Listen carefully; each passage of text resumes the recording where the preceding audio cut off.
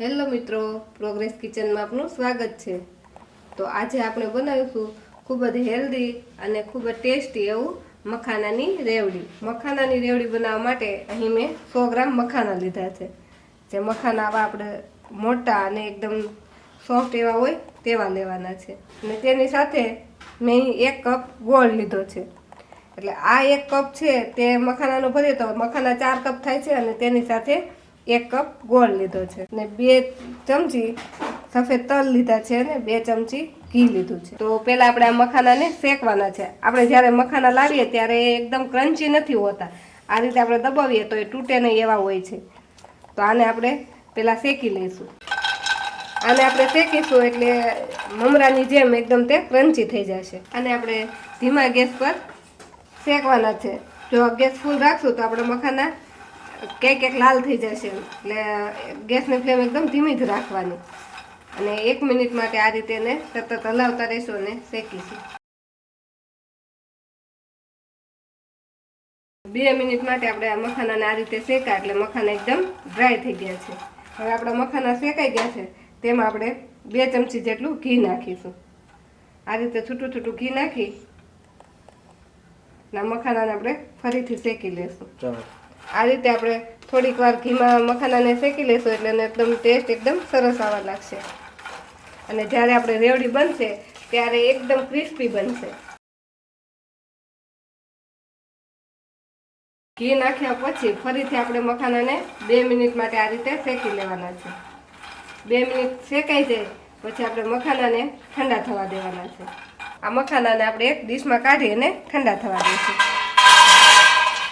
હવે તેની તે જ કઢાઈમાં આપણે જે 2 ચમચી તલ લીધા છે તેને પણ શેકી લઈશું। તલને પણ આપણે આ રીતે શેકીશું એટલે તલ પણ એકદમ સોફ્ટ થઈ જશે અને એકદમ ફૂલી જશે। આપણે 2 મિનિટ માટે તલને શેકા ત્યાં આપણા તલ સરસ ફૂટવા લાગ્યા છે। તો હવે આપણે ગેસને બંધ કરી દઈશું। તો આપણા તલ શેકાઈ ગયા છે તેને પણ આપણે એક પ્લેટમાં કાઢી લઈશું। તો આપણા મખાના એકદમ હવે ઠંડા થઈ ગયા છે અને તેને દબાવીએ તો તે એકદમ ક્રિસ્પી થઈ ગયા છે। તો એકદમ આવા સરસ તૂટી જાય એવા થઈ ગયા છે। હવે આ મખાનાને કોટ કરવા માટે આપણે ગોળનો પાક બનાવી લઈશું। આપણે જે ગોળ લીધો છે 1 વાટકી તે હવે એક કડાઈમાં નાખી દઈશું। એકદમ ધીમા ગેસ પર પહેલા આપણે આ ગોળને ઓગાળી લઈશું। જો આપણે 1 મિનિટ આપણે ગોળને આ રીતે હલાવતા આપણો ગોળ સરસ ઓગળી ગયો છે અને આમાં સાઈડમાં બબલ્સ પણ આવવા લાગ્યા છે।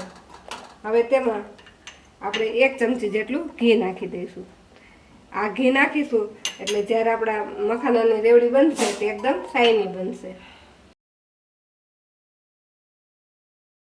તો આપણે આ જે રેસીપી બનવાની છે તેમાં વપરાતા ગોળ, મખાના અને તલ આ બધી જ વસ્તુ શિયાળામાં ખાવી ખૂબ જ ફાયદાકારક હોય છે અને જો આ રીતે તમે મખાનાની રેવડી બનાવીને બાળકોને આપશો તો તે આસાનીથી ખાશે અને તે ક્યારેય પણ ખાવાની ના પણ નહીં પાડે, એટલી ટેસ્ટી બનશે। આપણો બધો જ ગોળ હવે સરસ ફૂલી ગયો છે।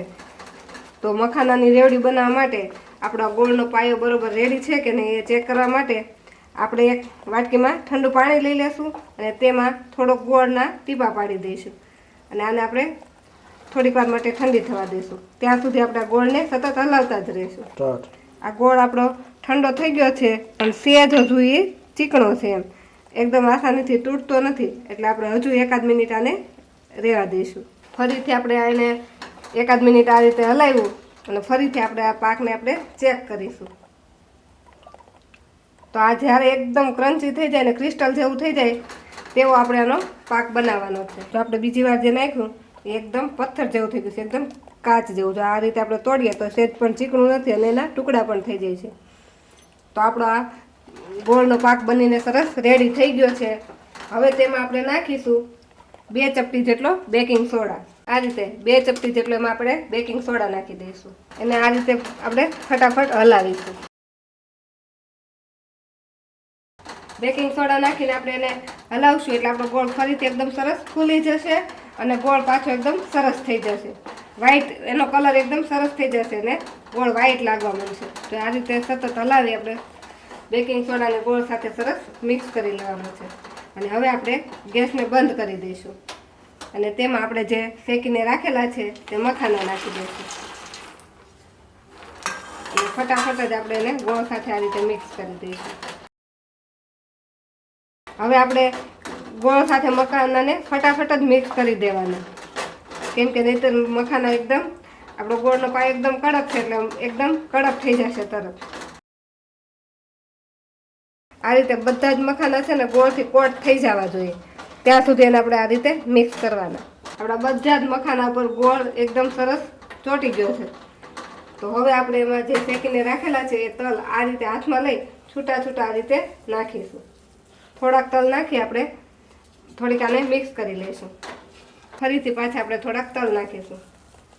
તલ નાખતા જઈશું અને એને મિક્સ કરતા જઈશું એટલે આપણા તલ બધા છે ને મખાના પર ચોંટી જશે. જો આપણે એક સાથે તલ નાખી દઈશું તો ગમે ત્યાં એક જગ્યાએ તલ બધા ચોંટી જશે. તો આ બધા જ મખાનાને આપણે એક ડીશમાં કાઢી લઈશું. તો આ મખાનાને આપણે આ રીતે ડીશમાં કાઢી લીધા છે અને થોડીક વાર જ એને ઠંડા થવા દેવાના છે. પછી આ રીતે એને આપણે અલગ કરી એક ડીશમાં આ રીતે લેતા જવાના છે. આ રીતે આપણે મખાનાને અલગ કરી લઈશું અને જો જરૂર પડે તો આ રીતે હાથથી આપણે થોડાક આ રીતે ગોળ કરતા જઈશું. અને કદાચ આ રીતે વાળતા વાળતા જો ઠરી જાય તો આને આપણે થોડીક વાર માટે ફરીથી ગેસ પર રાખી ગરમ કરી લેવાનું. તો આવી રીતે આપણે બધા જ બોલ્સને વાળી લઈશું. તો આ રીતે આપણે બધા જ મખાનાને વાળી લીધા છે અને થોડીક વાર વાળી પછી બધા જ મખાનાને આપણે છૂટા છૂટા રહેવા દેવાના. થોડીક વાર માટે છૂટા રહેવા દઈશું એટલે પછી એકબીજા સાથે ચીપકશે નહીં. જો ગરમ હશે ત્યારે જ આપણે ભેગા ભેગા મૂકી દઈશું ને તો એ ફરીથી ચીપકી જશે. થોડીક વાર માટે ઠંડા થઈને આપણા મખાના એકદમ સરસ આવા રેડી થઈ ગયા છે અને આ મખાનાની રેવડી બનીને તૈયાર છે. આ રેવડીને તમે કોઈ કાચના કન્ટેનર કે જીપલોકવાળી બેગમાં ભરી અને લાંબો સમય સુધી સ્ટોર કરી શકો છો. તો એકદમ ખૂબ જ ઓછા સમયમાં અને પહેલી વાર બનાવતા હોય તો પણ આવી પરફેક્ટ બને એવી આપણી મખાનાની રેવડી બનીને તૈયાર થઈ ગઈ છે. જો તમને અમારો આજનો વિડીયો ગમ્યો હોય તો અમારા વિડીયોને લાઇક કરો અને પ્રોગ્રેસ કિચન ચેનલને સબસ્ક્રાઈબ કરો અને અમારા વિડીયોને તમારા ફ્રેન્ડ્સ અને ફેમિલીમાં શેર કરો.